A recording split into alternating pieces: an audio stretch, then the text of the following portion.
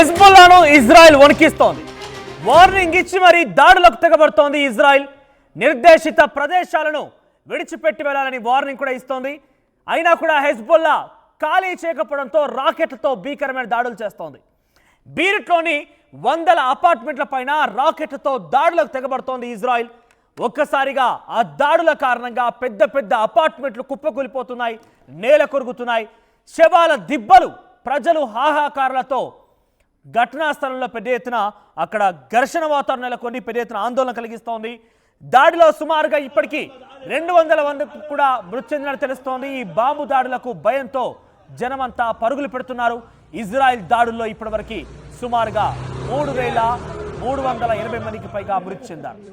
$5 billion పైగా ఆర్థిక నష్టం వాటిల్లింది. ఒకసారి మీరు చూడొచ్చు హెజ్బుల్లా పైన ఏ రకంగా ఇజ్రాయెల్ దాడులు చేస్తోంది. ఒకసారి దృశ్యాలు మనం చూద్దాం.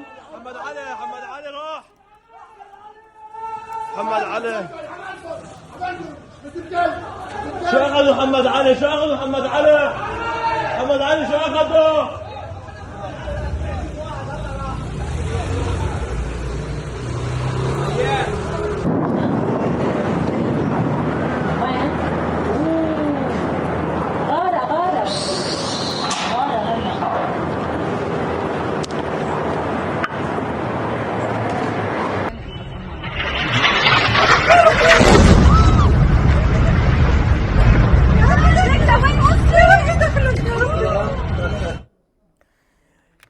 ఇజ్రాయెల్ ఎటువంటి భీకర దాడులు కొనసాగిస్తుందో మనం చూస్తూనే ఉన్నాం.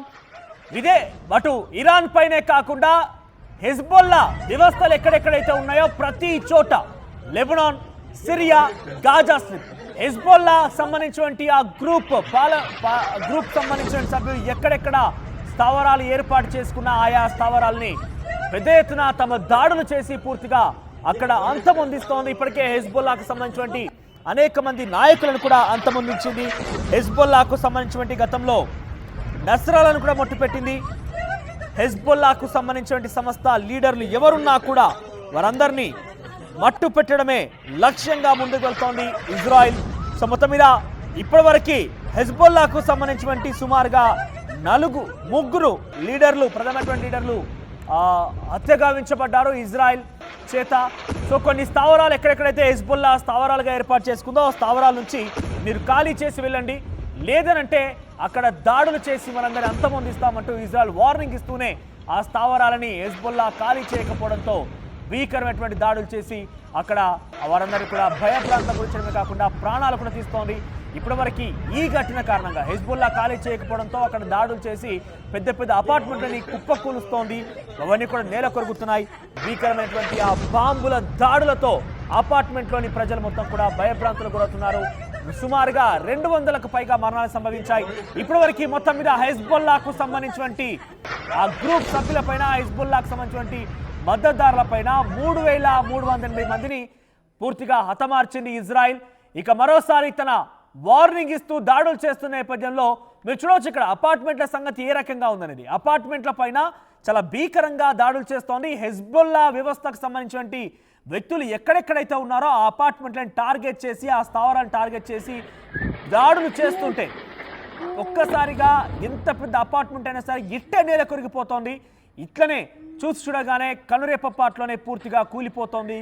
అందులో ఉన్నటువంటి జనమంతా కూడా ఒక్కసారిగా హాహాకారాలతో భయానకమైన సిచ్యువేషన్ ఎదుర్కొంటున్నారు.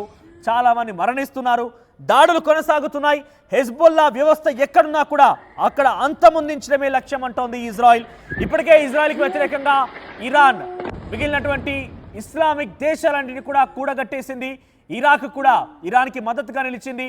ఇతర సిరియా, ఆ తర్వాత అటు ఇరాన్కి సంబంధించి దుబాయ్ కూడా మద్దతుగా నిలుస్తోంది.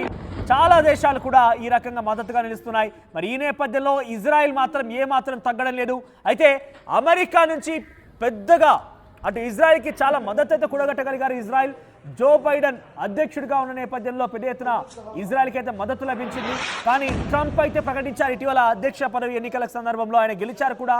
సో నేను కనుక గెలిస్తే ఈ యుద్ధాన్ని ఒక కొలిక్కి తీసుకొస్తాను, అయితే దానికి ఫుల్ స్టాప్ చెప్పి ప్రయత్నం చేస్తానని కూడా మాట్లాడుకొచ్చారు. ఆయన జనవరిలో కల్లా కొంత దీనికి సంబంధించి పూర్తి స్థాయిలో అమెరికా అధ్యక్షుడిగా బాధ్యతలు చేపట్టే అవకాశం ఉంది. ఆయన అధ్యక్ష బాధ్యతలు చేపట్టిన తర్వాత ఇజ్రాయెల్ యుద్ధం కొలిక్కి వస్తుందని ఒక అంచనా వేస్తున్నారు అక్కడ ప్రజానికి. ఎందుకంటే ప్రస్తుతానికి అమెరికా సపోర్ట్తోనే ఇజ్రాయెల్ పేటరేగిపోతోంది, ఇజ్రాయెల్ భీకరంగా దాడులు చేస్తోంది. కాబట్టి అమెరికా అధ్యక్షుడు జో బైడెన్ సహకారమే ఉన్నట్టుగా పెద్ద ఎత్తున అందరికీ తెలిసిన విషయమే. ఒకవేళ కనుక అమెరికా అధ్యక్షుడిగా జో బైడెన్ కుర్చీ ఖాళీ అయిపోయిన తర్వాత ఎవరైతే ట్రంప్ దాన్ని అధిరోహిస్తారో ట్రంప్ మాత్రం యుద్ధాన్ని ఆపుతానని చెప్పాడు. కాబట్టి ఆ తర్వాత నుంచి ఇజ్రాయెల్ తన సపోర్ట్ ఇవ్వడం, అమెరికా కనుక ఆపేస్తే ఇజ్రాయెల్కి కొంత దిక్కుచోతని పరిస్థితి ఎదురయ్యే అవకాశం ఉంది. తర్వాత ఇస్లామిక్ దేశాలన్నీ కూడా మూకుమ్మడిగా ఇజ్రాయెల్ పై దాడి చేస్తే ఇజ్రాయెల్ చాలా భయానకమైన పరిస్థితి ఎదుర్కొనే అవకాశం కనబడుతోంది. ప్రస్తుతానికైతే హెజ్బుల్లా స్థావరాలపైన ఇజ్రాయెల్ దాడులు కొనసాగిస్తోంది. ఈ దాడిలో సుమారుగా ఈరోజు ఒక్కరోజే 200 మందికి పైగా మరణించారు. చాలా భీకరమైనటువంటి బాంబుల దాడిలో సుమారుగా ఇప్పటివరకు 3,380 మంది మృతి చెందినట్టుగా తెలుస్తోంది. పెద్ద పెద్ద అపార్ట్మెంట్లు, బిల్డింగ్స్ అన్ని కూడా కనురెప్పపాట్లోనే కుప్పకూలిపోతున్నాయి, నేల కొరుగుతున్నాయి.